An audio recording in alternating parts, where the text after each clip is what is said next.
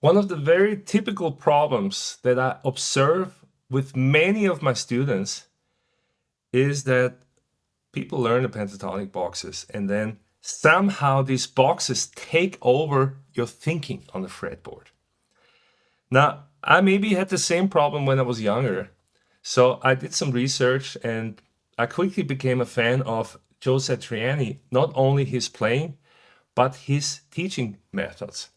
So when I dug a little deeper, I found this awesome approach that Joe learned from his teacher, Lenny Tristano, who was actually teaching at Berkeley when Satriani was there sometime in the 80s. And so I explored this further as well. And I found this awesome approach that is deeply rooted, first of all, in jazz. I also hear Mick Goodrick talking about this, for example, another great teacher to mention. But really, it goes back into ancient times where we didn't have a guitar with 6 strings, but instead started playing on 1 string only. So before we do much talking here, I want you to just try this out yourself. I'm gonna put on a D drone, and I want you to just play the D minor pentatonic just on the, let's say, B string. Yeah? Let's do that and let's see what you can come up with.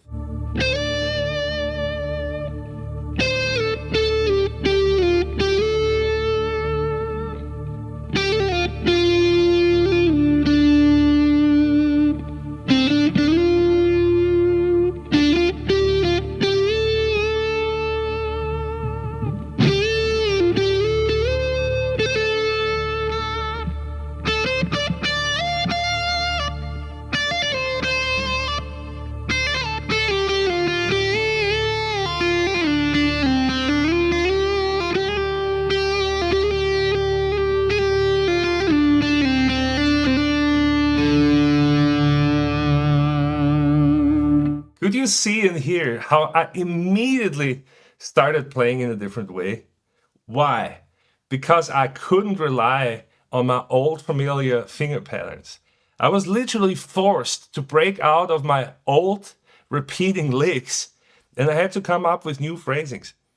And just because you're playing on 1 string, that doesn't mean that you just play the notes in order and you cannot use any phrasing. I mean, you want to use string bendings, you want to use slides, vibrato, get creative with your phrasings, and then also start making jumps as you visualize the notes on 1 string. Now, the awesome thing of this method is that it's not only a great creative exercise, it's also a fantastic fretboard orientation exercise. Because when you make those jumps, you really need to know where your notes are, right? So if I'm here in D minor, I need to know that this is my D note here. Yeah? There's only like 1 D note between 0 fret and 12 fret on the B string. Yeah? So where is it?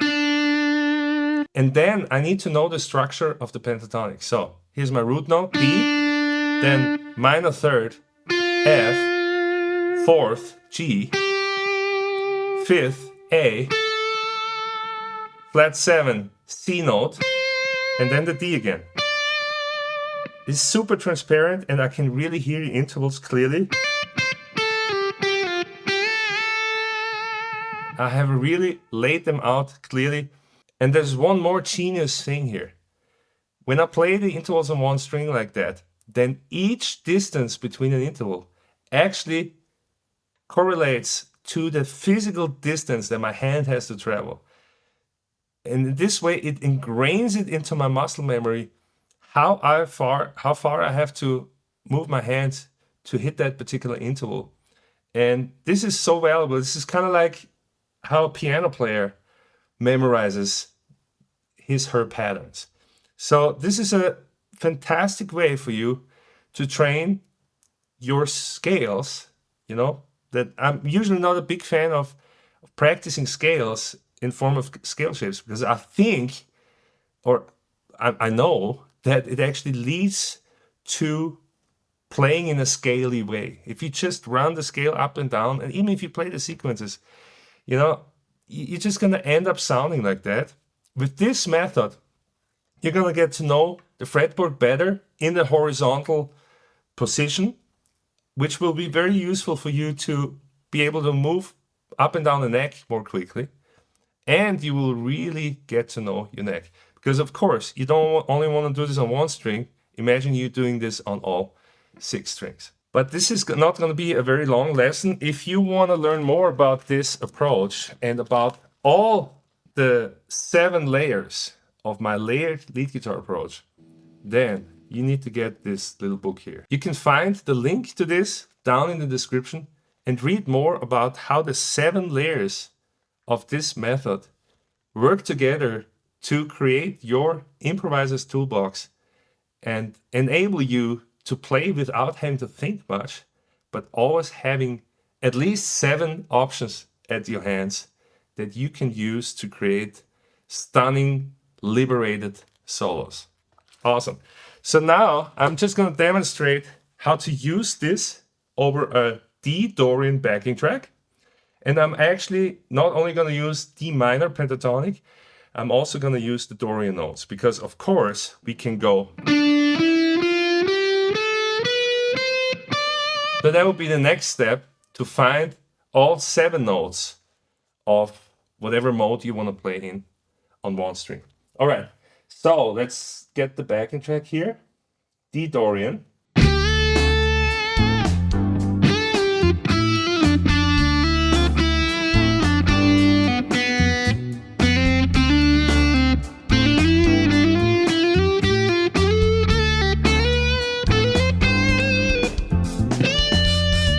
Of course, I don't have to stay on one string.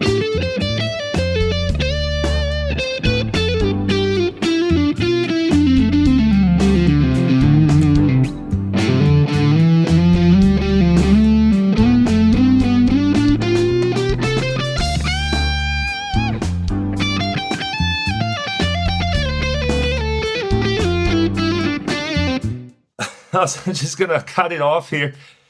This is just amazing, yeah? And do you see, like, it's not just exclusively playing on one string, but it's about mixing your regular pentatonics, your regular licks that you already know, with those horizontal runs on one string.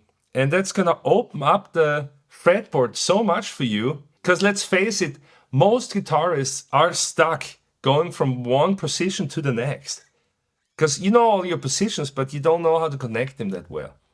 This one string approach really helps you to connect the fretboard and start playing in a more intuitive way, where you can find the notes horizontally with your eyes closed.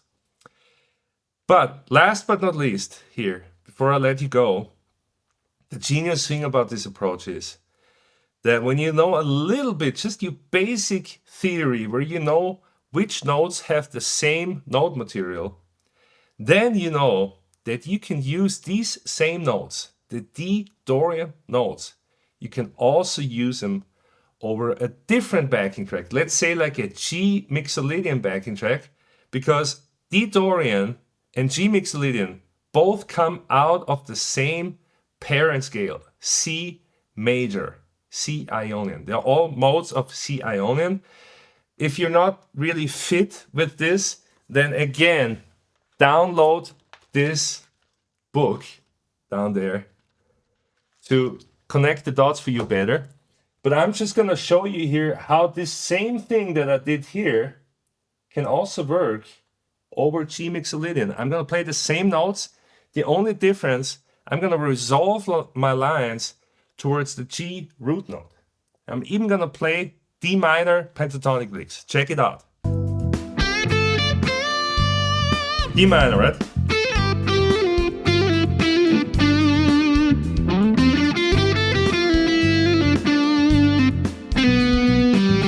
And go resolve to the G.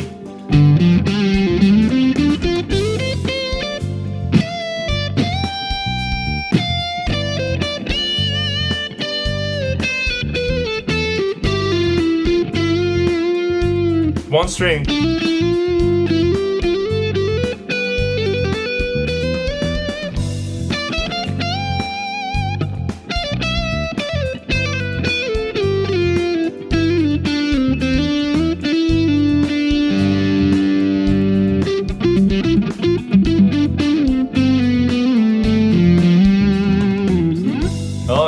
And you know, I was being very obvious now, just to prove the point to you.